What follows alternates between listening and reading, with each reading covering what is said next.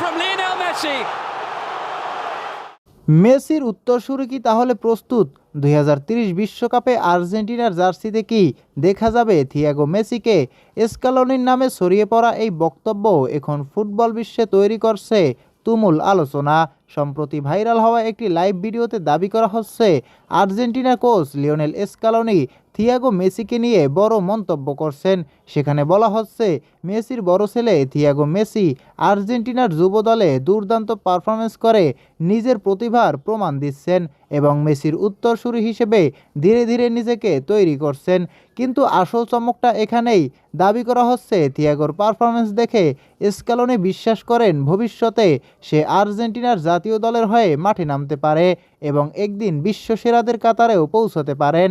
ভিডিওতে আরও দাবি করা হচ্ছে থিয়াগো মেসি তার বাবার মতোই ফুটবলের প্রতি দারুণ আগ্রহী এবং তার মধ্যে রয়েছে অসাধারণ প্রতিভা।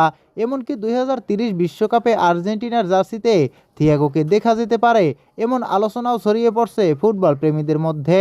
ভাবুন তো, একদিকে কিংবদন্তি লিওনেল মেসি আর অন্যদিকে তার ছেলে থিয়াগো, একই দেশের জার্সিতে নতুন এক ইতিহাসের অপেক্ষা। প্রিয় দর্শক, তাহলে কি সত্যি ভবিষ্যতে আর্জেন্টিনার জার্সিতে দেখা যাবে থিয়াগো মেসিকে? আপনার কি মনে হয়, বাবার মতো বিশ্বসেরা হতে পারবেন কি থিয়াগো? কমেন্টে আপনার মতামত জানিয়ে দিন। আর ফুটবলের এমন সব ভাইরাল আপডেট পেতে স্পোর্টস চ্যানেলটি সাবস্ক্রাইব করে সঙ্গেই থাকুন।